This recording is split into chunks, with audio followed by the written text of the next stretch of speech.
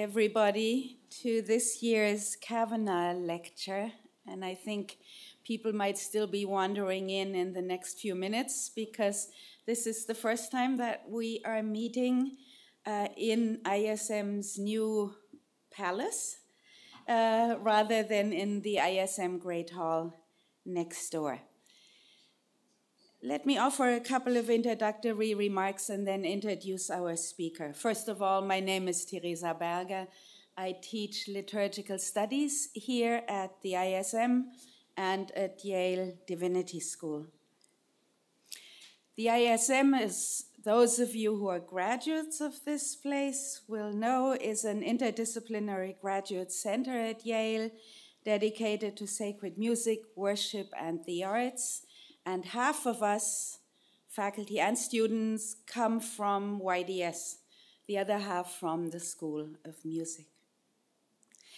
Regarding Aidan Kavanagh, after whom this lecture is named, some of us do remember him fondly, yes?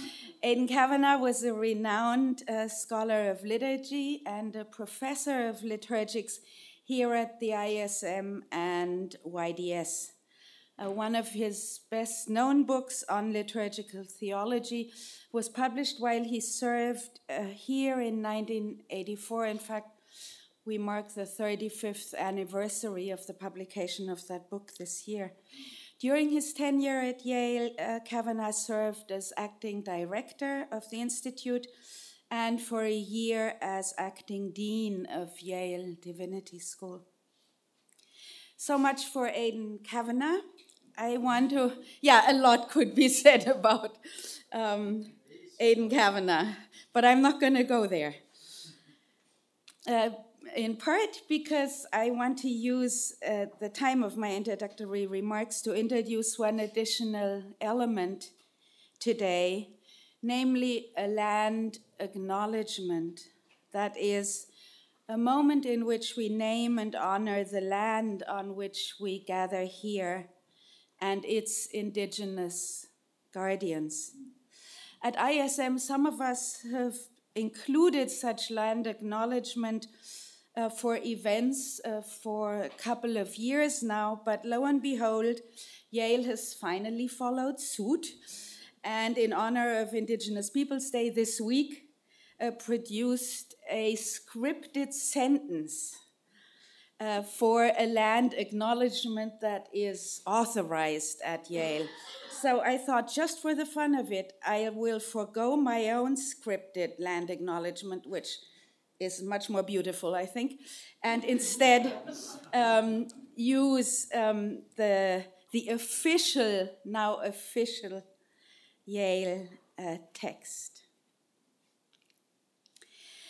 Yale University acknowledges that Indigenous peoples and nations, including Mohegan, Mashantucket Pequot, Eastern Pequot, Shaktiquoch, Golden Hill Paugussett, Niantic, and the Quinnipiac and other Algonquin-speaking peoples have stewarded through generations the lands and waterways of what is now the state of Connecticut.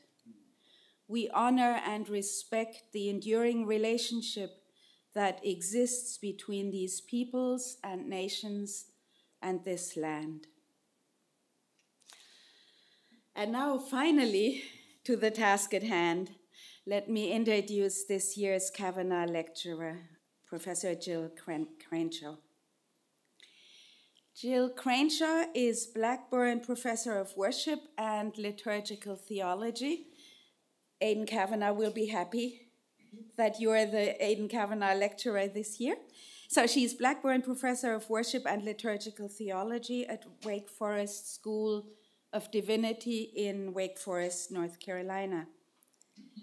She is an ordained minister of Word and Sacrament in the Presbyterian Church USA and the author of a number of important books. I'll just highlight 3.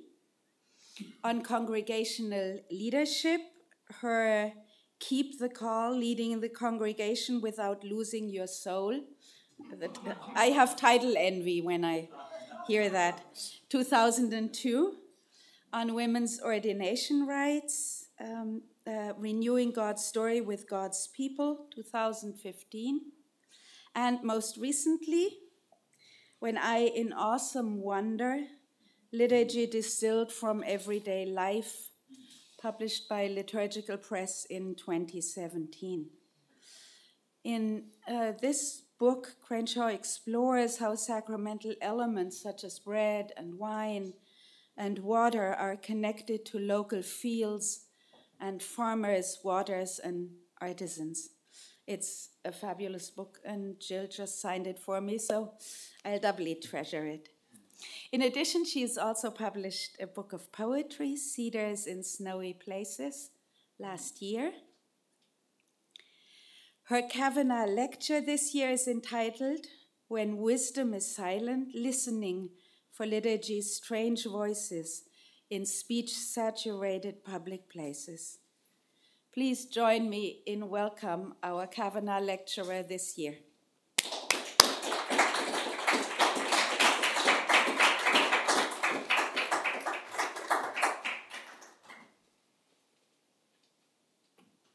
Good afternoon.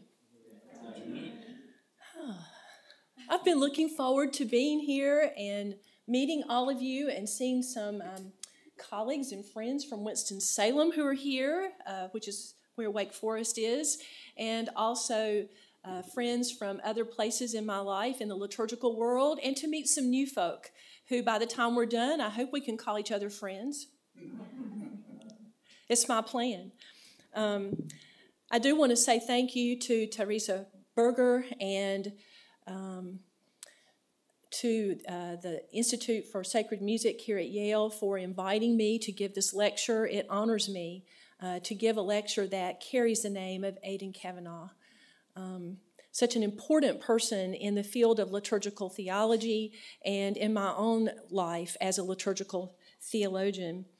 I have a quote from him that I would like to share, because I hope that my own commitments to this work of liturgy, though I will say that I don't know that he would agree with all or any of what I might say today. But he did say this, with which I agree. Like a superb act of music or poetry, liturgy does not exist to address issues as they are called, but to upend and subvert that terrestrial abnormality which maims and kills all things and people. Christ did not offer better answers to the social, religious, and political issues of his time or ours. He trampled death by his death and gave life to those who lay in the tomb. What afflicts the city of man is death itself. So timely, even after years of having been written. From there, I will move to share my comments. Like I say, I don't know that they resonate in particular with Kavanagh's wonderful work. I feel very indebted to him and awed by what he was able to do with his career. So I share these comments with you with great humility and great joy. So let's get started, shall we? Is that true? Really? No, I think it came from Babylon Bee. You know Babylon Bee. I can't believe I just spent that much time reading that. Facebook post. Why didn't they all heart my photo? It's noisy out there and in here. So much static. Me-momic. That's my word. You like it? Me-momic. Chatter. Permutations and op-ed combinations to infinity and beyond. And with that, I date myself. You know where that comes from? Buzz Lightyear. Traffic honking, politicians filibustering. You got it. News headlines blaring, guns firing, sirens wailing, people wailing too. It's noisy out there and in here. So hard to know what is real, what is true. Sometimes I long for what my mama called the gospel truth. You knew what I was going to say, didn't you? Because you've heard it. Anybody heard that phrase? Now, Jill, I know that he was telling the gospel truth. For her, telling the gospel truth meant saying something that was undeniably believable. You know, like the gospel is undeniably believable. An absolute truth, the gospel truth. So I Googled that.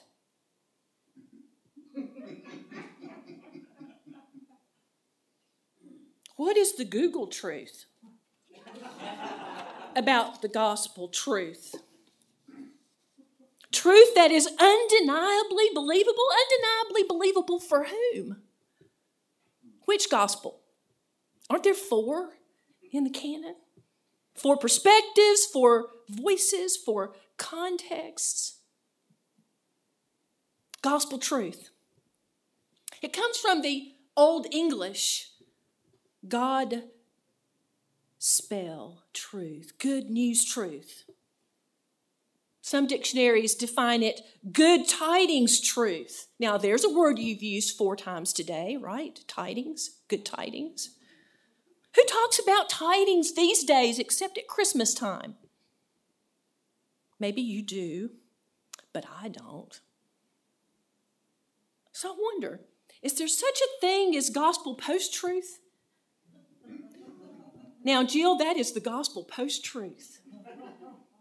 Or to echo Stephen Colbert, which I hesitate to do but must, is there a gospel truthiness? His term, not mine. Is wisdom silent today? Drowned out, ignored, muted, forgotten, pushed to the edges.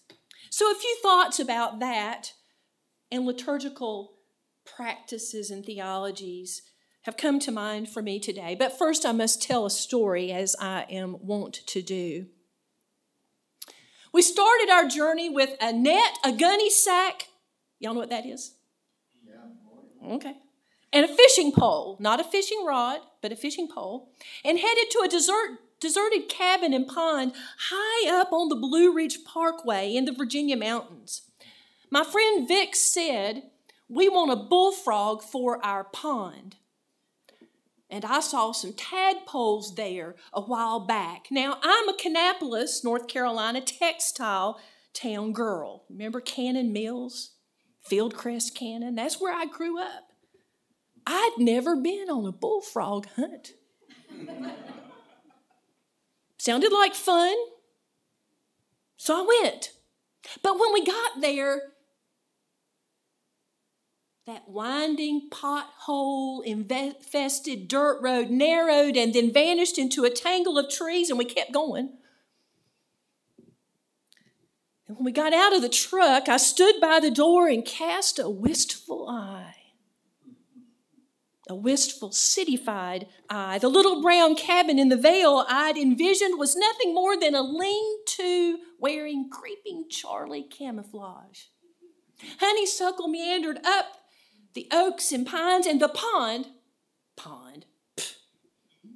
hidden by a herd of wild Mustang grapes, was this stagnant, definitely uninhabited pond. I looked and I listened. The whole place was cloaked in a kind of wild, untamed quiet. No cars, no trains, no planes, no phones beeping. So quiet until night began to creep in. And then, maybe you know what happened. Evening melodies trickled into the dusky darkness. One voice singing a lullaby to the setting sun, and another voice and another. Crickets joined in the chorus. Papa singing bass. And oh, y'all are good. Whippoorwills and mockingbirds added dissonant descants, and frogs. There were knee-deeps and tree frogs and frogs whose names I didn't even know. And suddenly I found myself thinking the opposite of what I had decided only minutes earlier. This forest is an entire jazz orchestra of sounds. How in the world will I ever be able to hear one lonely bullfrog? Then, like an oversized rubber band in the hands of a mischievous child, whomp! I practiced that for y'all. The bullfrog lifted a full-throated cadenza into the air. Night came, the forest unleashed its song, and we heard the bullfrog. Only a voice, but a voice with beauty and wisdom all its own.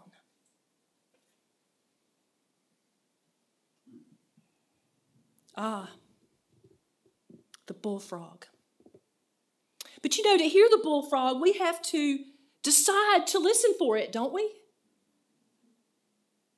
And maybe we have to know what to listen for.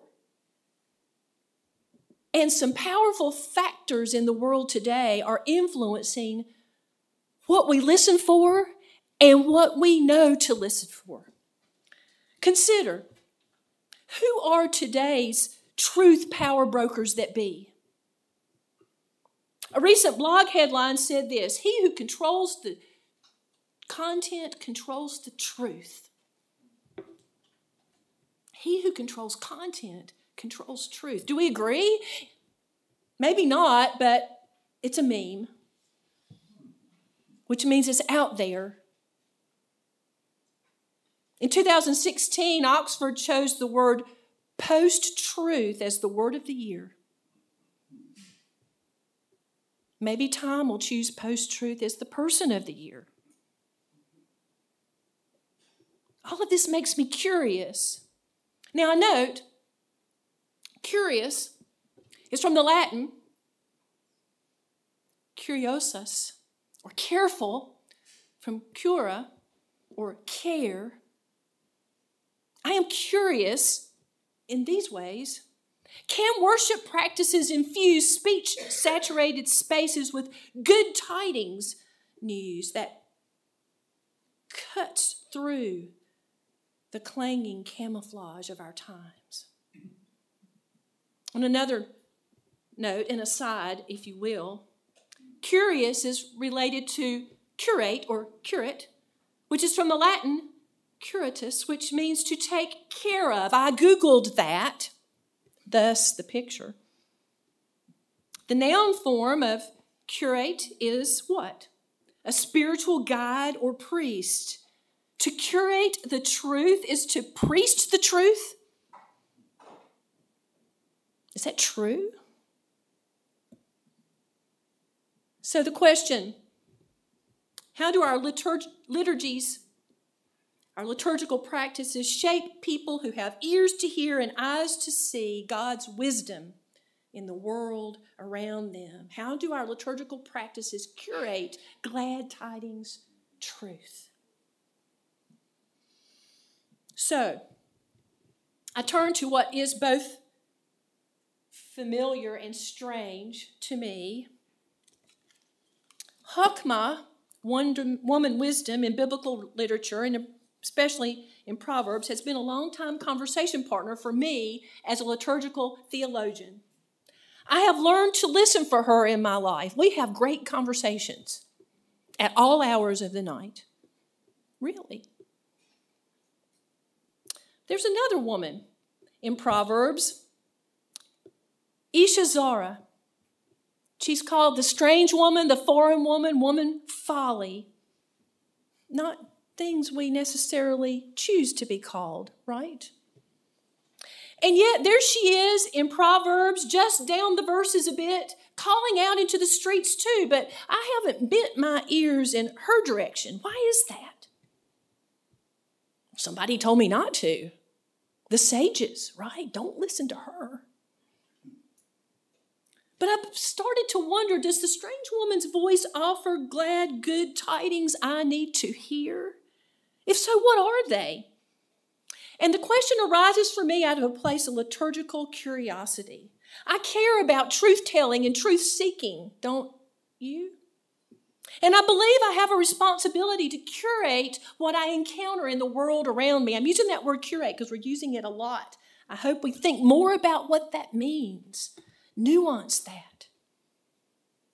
I believe I have a responsibility to seek out radical, life-sustaining, liberating, justice-making, good tidings truth.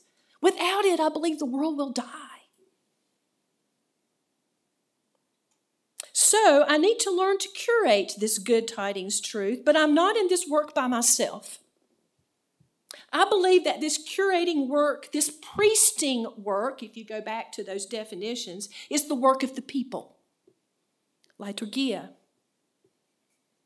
Curating, priesting work is work we do with other believers in houses of worship. It is work we do in the public square alongside our neighbors. It is work we do when we stand up for justice. It is work we do as a priesthood of believers who seek, praise, and pray to God. So these curiosities of mine are birthing some new ideas for me, and I'm trying them out on you. You may hate me for it. Sharing new ideas aloud in front of strangers is an interesting experience.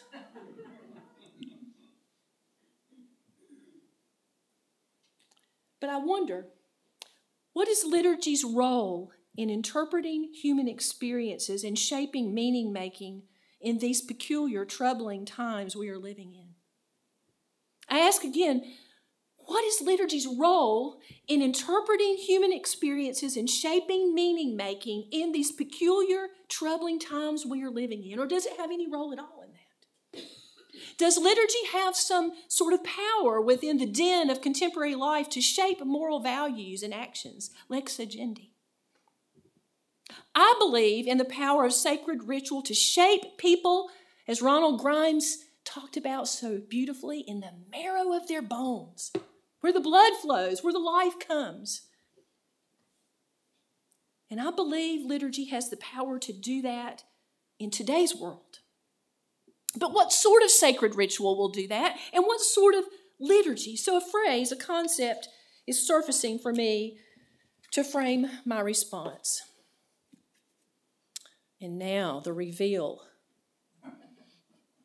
You know, when you're an administrator, I've been acting dean at my school for 2.5 years, so I don't get to write these things very often.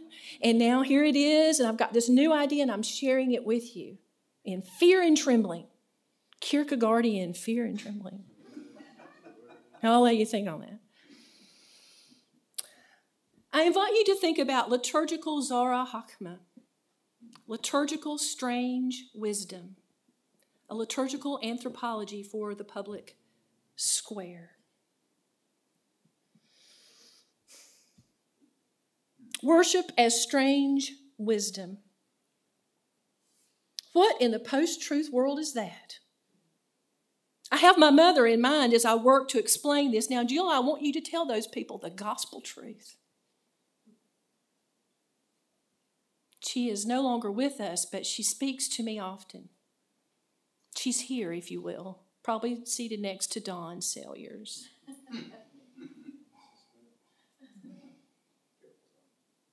What in the post-truth world is worship as strange wisdom? So here are some thoughts. Knowledge production has always been the province of some people in our communities and not others. Revisionist historians regularly point out the distortions of our historical record. We are learning more now than we ever have about what's been left out. In a sense, revisionist historians do anamnesis. They don't call it that, but we do, as liturgical folk. So what we know is this: some knowing is muted or ignored by society's knowledge power brokers. Philosopher and historian Michel Foucault called these muted knowings subjugated knowledge, subjugated knowledges. I propose liturgical Zara Hakma, liturgical strange wisdom, as a liturgical anthropology that works to resurrect subjugated knowledges and knowers. I propose liturgical strange wisdom as a liturgical anthropology that works to resurrect subjugated knowledges and knowers. How? We can talk about why. I'll get to that. How?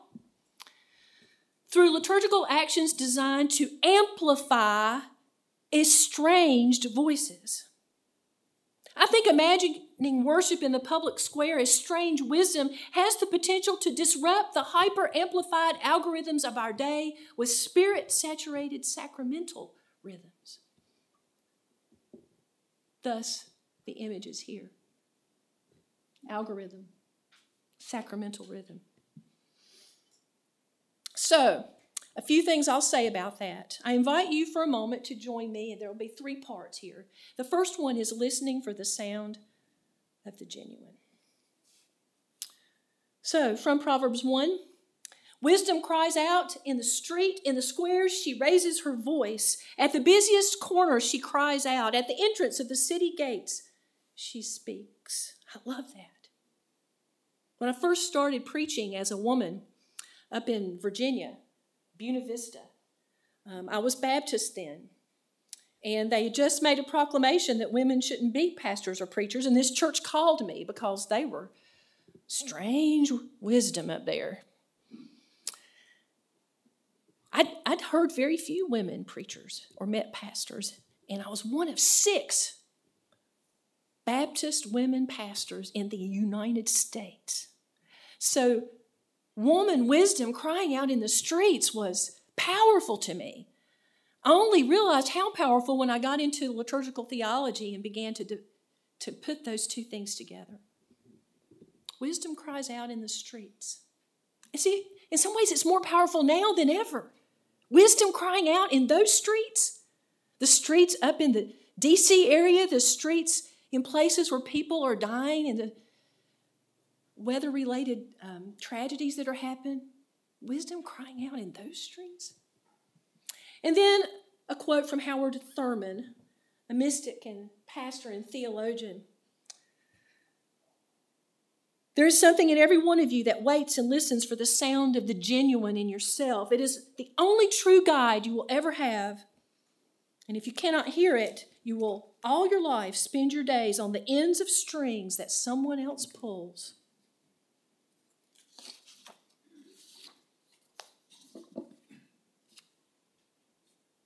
Listening for the sound of the genuine. The parable of the bullfrog lingers with me. So does the voice of wisdom and the words of Howard Thurman. Priesting wisdom, curating wisdom in the midst of today's noisy static has something to do with voice and the sound of the genuine.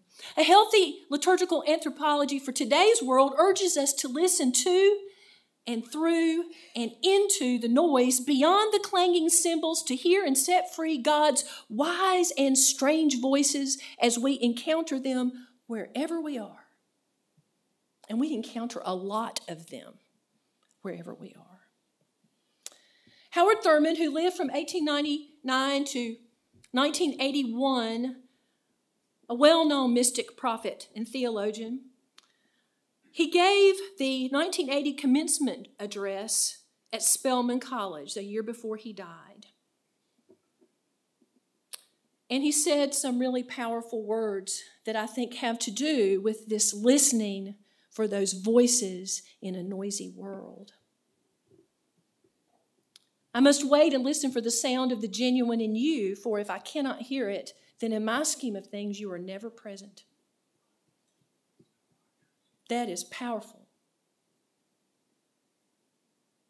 So, did I ever listen to the sound of the genuine in Isha Zara?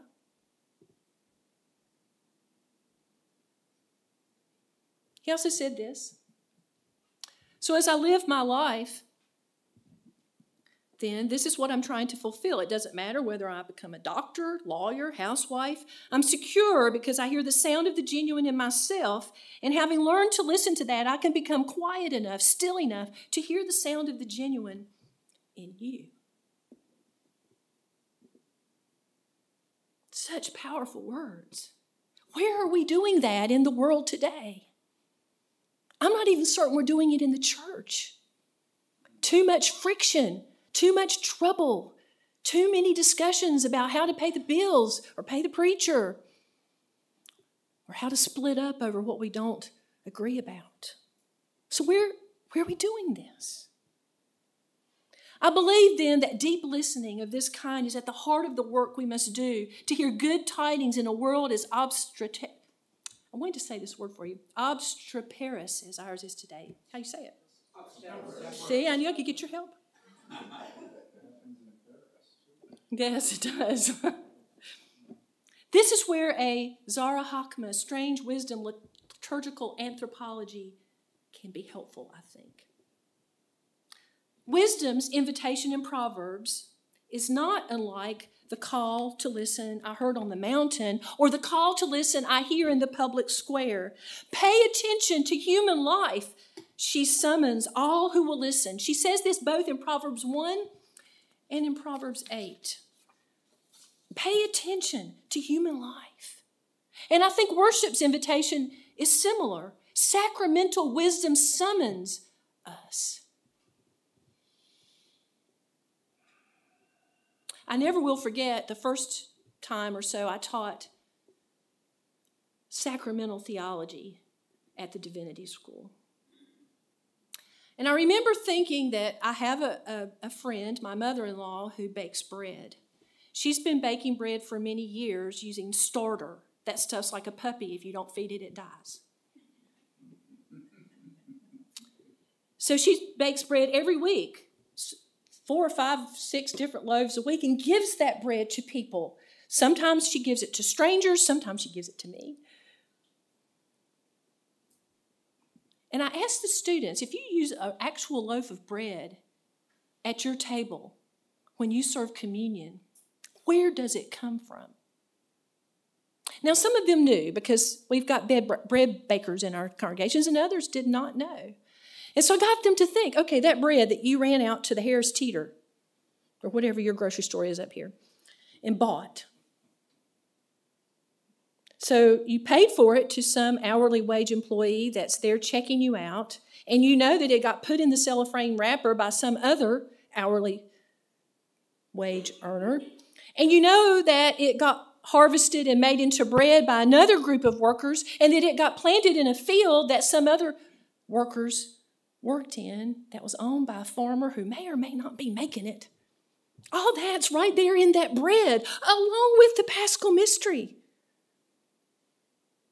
Sacramental wisdom calls out to us, pay attention to life. Pay attention to the sights, smells, sounds, and stories that inhabit our everyday eating, drinking, and bathing, and that inhabit our liturgical eating, drinking, and bathing. Pay attention to these things even while crafting liturgies that wrap theological vestments around them.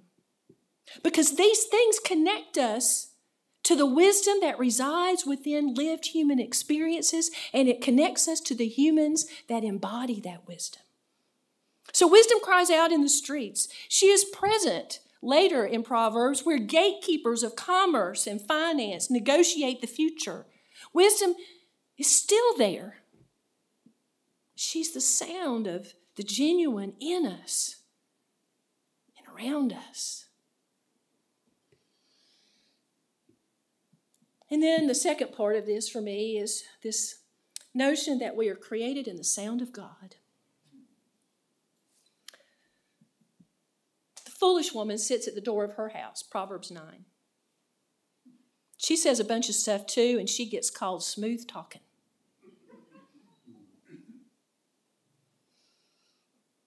She also is calling out to those who pass by.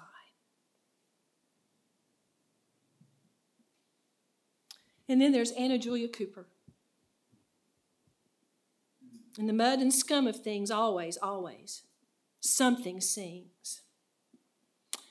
My friend, Pastor Anthony Jones, has started going once a month with some folks from his church to provide food at one of the places where people who don't have food to eat or who are homeless eat.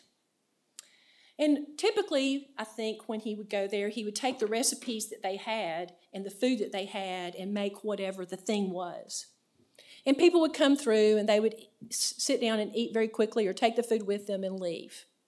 He decided that this was not, for him, sacramental enough. So he brought some chicken and some flour and some grease or whatever and cooked up fried chicken and mashed potatoes and biscuits. I know, I'm from the South. That's what we do. And he said that on the day that he did that, those people sat at tables and he sat with them and they talked for 3 hours.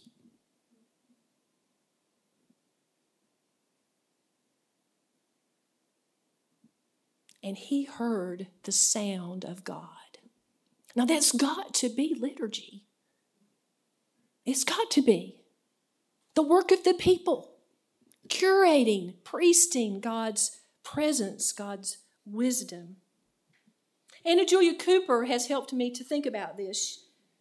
She died in 1964. Some of you may have heard of her. She was born into slavery in Raleigh in 1858. She gained her freedom and later earned a PhD in Europe. Couldn't do that in the U.S. at the time.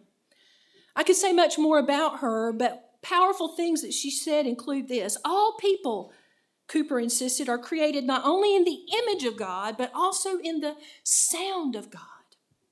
Prophetic wisdom words from a woman whose voice was enslaved for too many years. All people, proclaimers of gospel truth.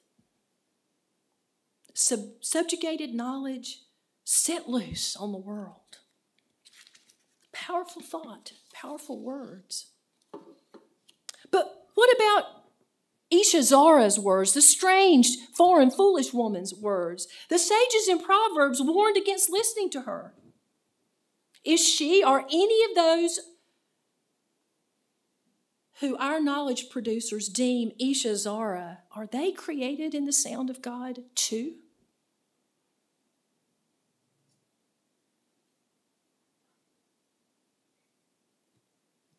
I'll let you think about that and consider what Walter Mignolo called epistemological disobedience.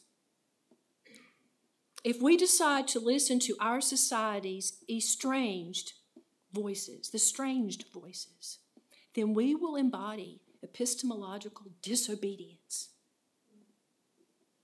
That sounds prophetic and Jesus-like to me. Mignolo, an Argentinian scholar, adopts that phrase, epistemological disobedience. And he writes that today's truth brokers hold on to dominance and power by muting what they deny, dismissing what is in between or not clearly recognized.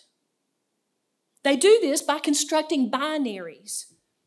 We see examples of these binaries in Proverbs. Woman wisdom, strange woman. Truth teller, trickster. Honored one, vilified one.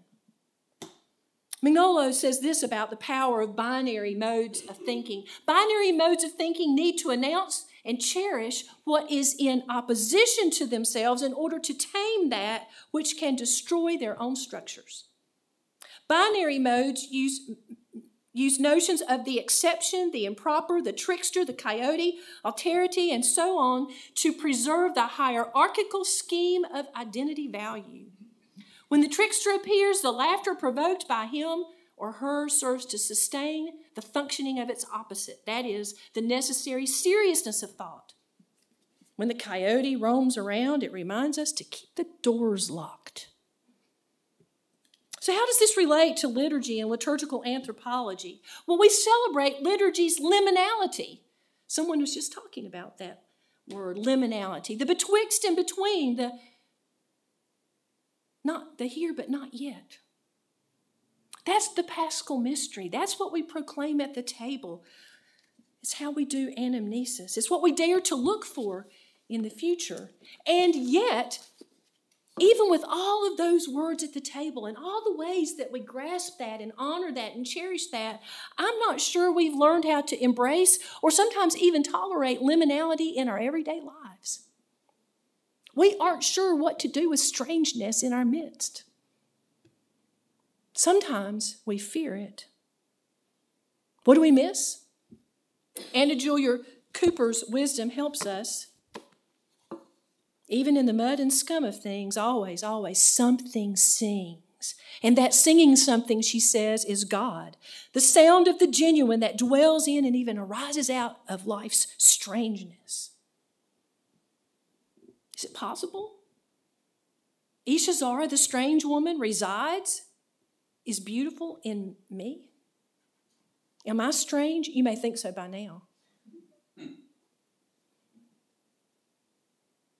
She lives in my body, in my spirit.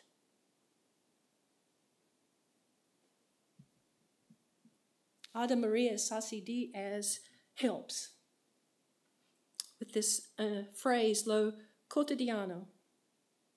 It explores the kind of epistemological disobedience that celebrates life's singing something, and she locates it in places where struggle is happening. And I think it's places where ritual is happening, whether we've called it that or not. Lo cotidiano, doing homework at the kitchen table while Mama cooks. Daddy's reading the same story 4 times at a 3-year-old's bedtime. Grandma saying, your body is beautiful, your body is beautiful, your body is beautiful to the girl who's been bullied about her body. Grandma hopes it takes. You can think of other examples, all those everyday things that shore up our spirits and resist injustice within what she calls the ongoing historical project of struggle. Pastor Jones' dinner table, lo cotidiano. Those places where estranged ones are heard with care, lo cotidiano. When we listen for those voices, we curate glad tidings truth. We priest truth. And I think that is liturgia, the work of the people. Liturgical, strange wisdom. And now a few words about how we do that. You may not agree with me that we should, but at this point, we're almost done, so you can, We have a chance, I think, through our priesting work. We have a chance to work together with God, to listen for and set free subjugated knowledges. Voices, lives, stories, they can be redeemed by God's grace and set loose to transform the world. I just wonder, what have we lost over the years by muting certain voices? What problems could have been solved? Illness has been healed. Despair has been lifted. We have a chance. First, Mickey Scott Bay Jones. She developed this phrase, brave spaces. Together we will create brave space because there's no such thing as safe space. And we will work on it side by side. I can't promise safe space to anybody. All I can promise is to go into spaces and be brave with you, with us. 2 women, 2 houses in Proverbs, 2 almost identically worded invitations. Hakma and Isha Zara could live on the same street and be estranged from one another because of identity markers assigned to them by their communities. Sound familiar to today? Proverbial sages, knowledge producers, worked within validated structures to craft Hakma and Isha Zara as binary opposites. They wanted to persuade their male students to reject strangeness and choose wisdom. Biblical scholar Claudia Camp decides to read Proverbs from Hakma's doorway, within earshot of both women's voices. Standing at Hakma's threshold, Bible and liturgical texts in hand, we might just realize wisdom and strangeness aren't just binary constructs. What if they're two real women with lives and stories and hopes and despairs and dreams, lo cotidiano? And what do we realize about ourselves at this liminal threshold? I've discovered this for myself. Chokmah and Isha Zara are both radically other than me, even though they are also maddeningly like me. I'm neither entirely wise. Say yes, you are. See, I'm not entirely wise, nor am I entirely strange. At the same time, I'm both wondrously wise and wondrously strange. We might even say that God is both wise and strange, wholly other than us.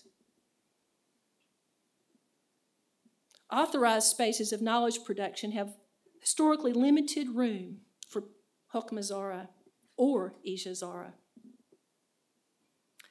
Who authorized Chokmah to speak in her doorway or at her table? Or the strange woman at her doorway?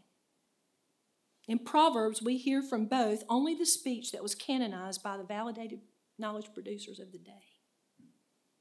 We could do something different. So here are some suggestions. And we're closing in on the end. Liturgical Zara Chokmah, liturgical anthropology. It's non-binary. Doesn't render bodies or stories as exclusively wise or exclusively strange. It's grounded in prayer that leads to radical actions of care for all people. It is shaped by lament. Boy, do we need to recover lament. And confession. It mourns the damage caused by half-truths transmitted by self-serving knowledge brokers. It cultivates a contemplative spirit that guides us as we undertake together a journey of courage and hope. It's a contemplative spirit that seeks out my sound of my genuine so that I can hear yours. It engenders care for what is right in front of us, including magpies, mockingbirds, chipmunks, whippoorwills, bullfrogs, the woman who works at the grocery store or cleans the room that I'm staying in at the hotel, or that serves me dinner at the restaurant. It engenders care for what is right in front of us. Also central to liturgical Zara Chokmah is its capacity to cultivate brave spaces. Mickey Scott Bay Jones defines brave space as space where we risk vulnerability to call each other to more truth and love. Her invitation is here. I like these two parts of it. We seek to turn down the volume of the outside world. We amplify voices that fight to be heard elsewhere. I can't help but see it. Maybe you can too. Liturgical brave spaces where Chokmah and Isha Zara risk praying and singing and dialoguing together. These rituals happen all over the place. In the spring at Wake Forest, one of the undergraduate classes rediscovered in some material they were doing in a history class a list of the names of enslaved persons who were sold at auction in order to purchase the land on which Wake Forest was built. Some of us at the Divinity School and others around decided that we would hold a ritual to commemorate those enslaved persons by name. We stood on the steps of Wake Chapel. The wind was blowing. Saxophone player played, and there was more to the ritual than this, but the powerful part was when we all stepped into silence and those 14 names were called aloud. First time they'd been spoken aloud in a space like that. To me, that is liturgical, strange wisdom that can change the world. When we ended, my colleague, Dr. Sampson, asked me to come up and give the benediction, I did not want to put my voice into that amazing silence. So we just stood and listened. And I heard them speaking. Those 14. Spirits set free to join us in teaching others.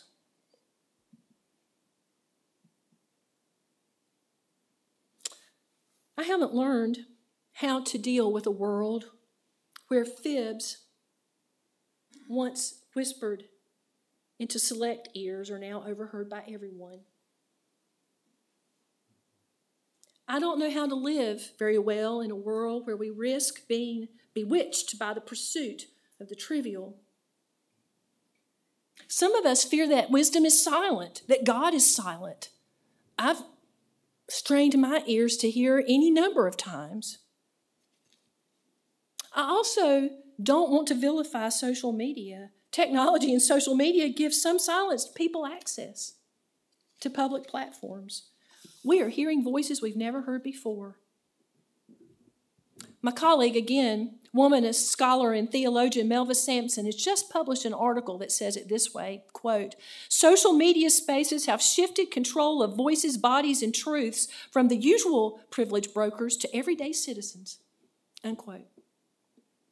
Lo quotidiano. What does liturgical anthropology have to do with this? Final word. Liturgy is not intended to tame the strangeness of God.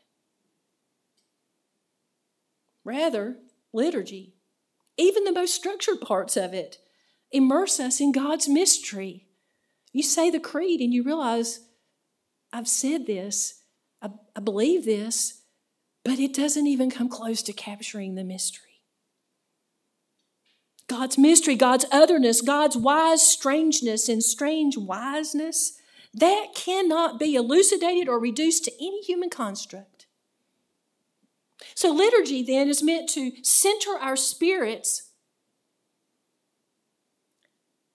and disquiet them at the same time, refusing to allow us to settle down, as Walker Percy says, to settle down into theological knowing with a vengeance. Liturgical strange wisdom calls us to liturgies that are just familiar enough, maybe just safe enough, that we can muster the courage to take the greatest risks of our lives, that we can risk living our lives at full stretch in, with, and before God's mystery, God's strange wisdom. I don't know if the story is true or not, but I've read it and heard it before, that at one point a minister was doing the funeral of someone that he didn't know very well, or maybe he did. But what I remember about the story is this, that the one thing that that person who died wanted to be remembered for, and that this pastor said about him, was that he had generous eyes.